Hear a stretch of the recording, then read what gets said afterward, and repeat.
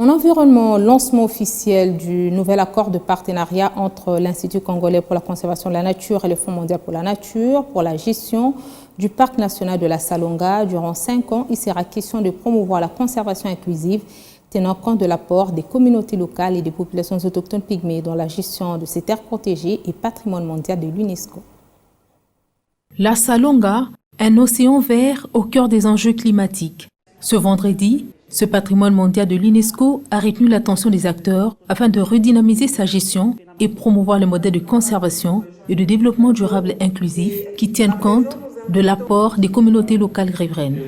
Cette ambition a été démontrée par le nouvel accord de partenariat entre l'Institut congolais pour la conservation de la nature et le Fonds mondial pour la nature, appuyé par l'USAID à travers le programme régional pour l'environnement en Afrique centrale, CARPE. Le lancement de ce programme s'inscrit dans le cadre du partenariat qui existe entre ICCN et WWF. Autour de ce partenariat, il y a un certain nombre de bailleurs, d'autres partenaires techniques qui opèrent. Alors, nous avons des grandes ambitions par rapport à ce parc. Nous souhaitons que ce parc, à l'image d'autres grands parcs dans le monde, s'inscrive dans l'économie du pays. Donc, parce que la conservation, vous savez, ce n'est pas quelque chose qui peut se faire en dehors du bien-être du peuple et de la population. Ce partenariat de 5 ans pour un montant de 8,3 millions de dollars américains est une contribution aux efforts de la conservation et constitue une de voies par excellence pour atteindre les objectifs du cadre mondial sur la biodiversité post-2020.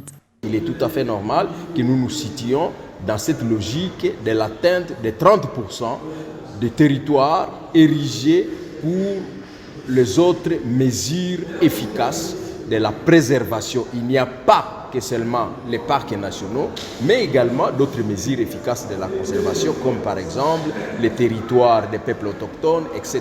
etc. Ça, c'est un. Et deuxième autre aspect, c'est consolider en fait ce réseau qui existe actuellement, qui est soumis à des différents défis et à différentes menaces. Avec une faune riche et très variée, dont plus de 40% des populations des bonobos au monde, Salonga n'est pas épargnée des menaces. Le premier défi, c'est essayer d'arranger ça, de la logistique, de faire possible de travailler à Salonga, parce que maintenant tout est compliqué là-bas, et on va essayer entre tous d'arranger ça. Après, bien sûr, il y a la principale question, c'est la conservation des parcs, les braconnages, les concessions forestières, tout ça.